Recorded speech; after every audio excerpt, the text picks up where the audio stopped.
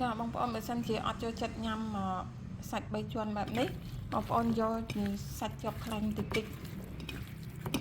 ឆ្ងាញ់បើសាច់សុទ្ធអត់ឆ្ងាញ់ទេ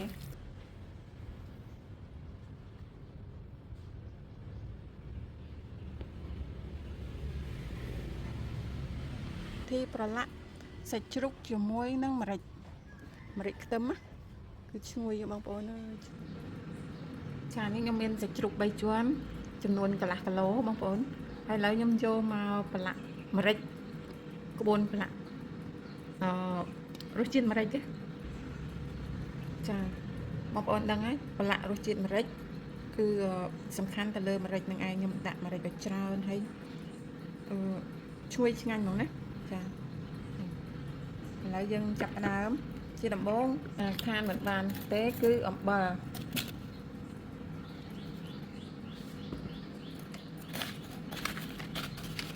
ខ្ញុំដាក់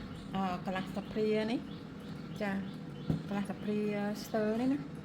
ចាស្លាបព្រាធំជាងស្លាបព្រាកាហ្វេតិច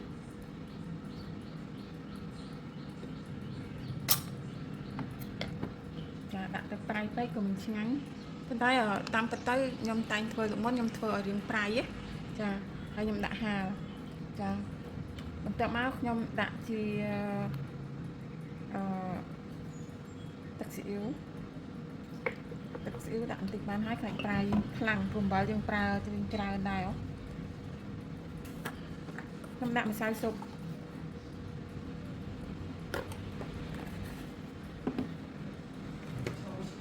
ចាស្ករ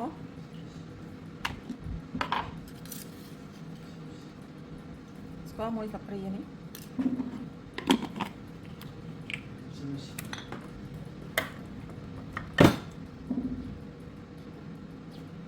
ចាតែខ្ញុំញ៉ាំប៊ីចេងដែរខ្ញុំដាក់ប៊ីចេងបន្តិច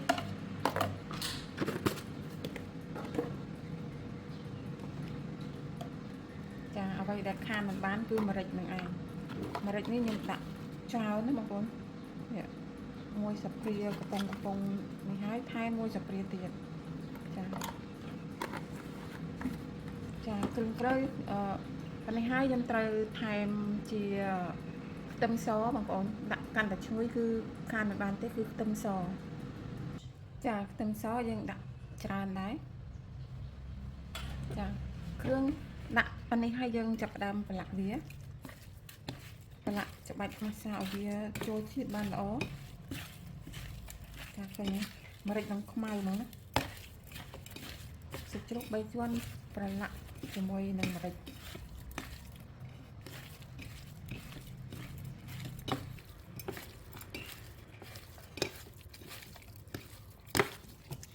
ម្រេចយើងដាក់ច្រើនជាងនេះក៏បានដែរណាដាក់ម្រេចច្រើនកាលណាគឺល្អកាលណា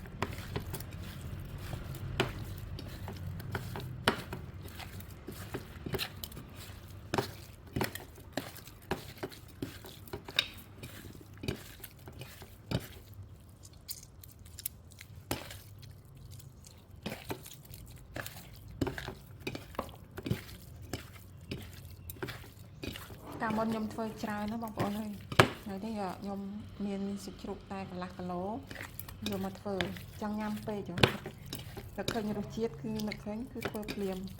ចាំនៅក្រោយខ្ញុំនឹងធ្វើច្រើន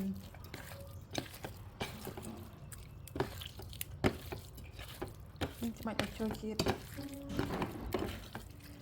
យើងប្រឡាក់ឲ្យចូលជាតិប្រហែលជា20នាទីចាយើងច្បាច់ប្រហែលជា20នាទីទៅ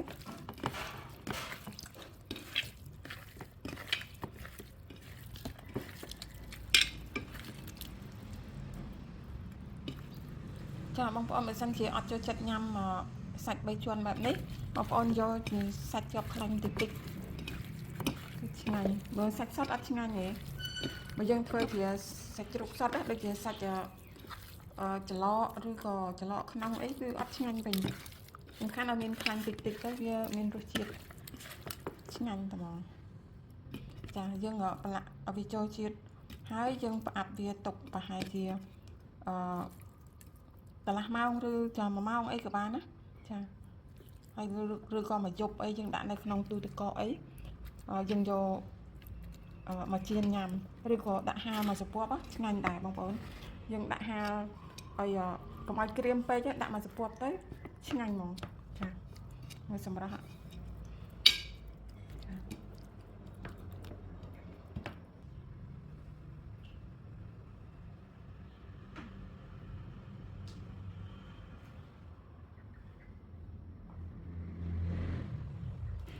ចាចំពោះសាច់ជ្រូកខ្ញុំឃើញថាប្រឡាក់បានមួយសន្ទុះធំហើយប្រហែលជាង1 ម៉ោងហ្នឹងចាឥឡូវនេះយើងចាប់ផ្ដើមដាក់ហាលចារៀបមកយើងឃើញសម្រាប់បងប្អូនឃើញសម្រាប់សាច់ជ្រូកខ្ញុំទេយើងទៅរៀបឲ្យត្រង់ណាបងប្អូនកុំឲ្យវាកវិចកវចអីយើងដាក់ឲ្យត្រង់ទៅពេលយើងយកមកចៀនញ៉ាំក៏ស្រួលយកមកចៀនឬក៏យកមកអាំងញ៉ាំក៏ស្រួលតាមនឹងដែរបងប្អូនបើសិនជាមានអាចប្រកាត់ភ្លើងអាំងរឹតតែឆ្ងាញ់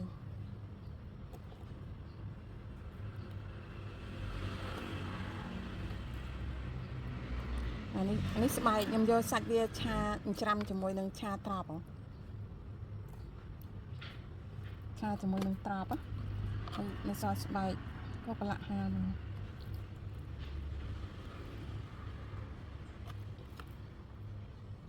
កន្លះគីឡូបានប៉ុណ្្នឹងឯង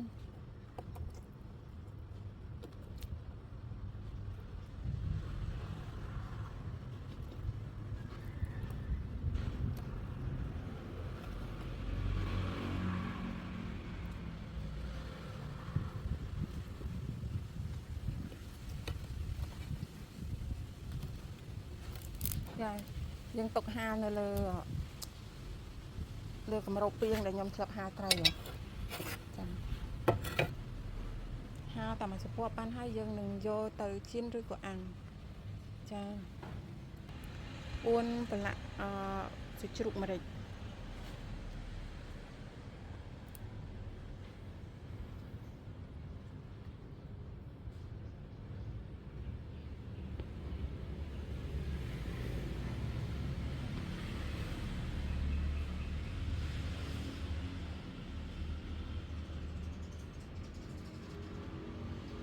បងប្អូនខ្លះគេអាច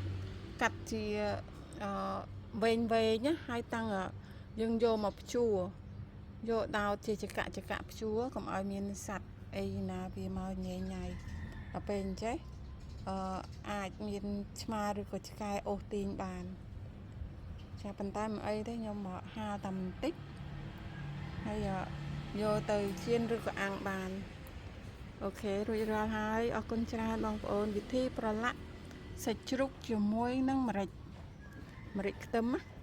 គឺឈ្ងុយបងប្អូនអើយឈ្ងុយមែនតើខ្ញុំបង្ហាញឲ្យបងប្អូនបានមើលបន្តិចទៀត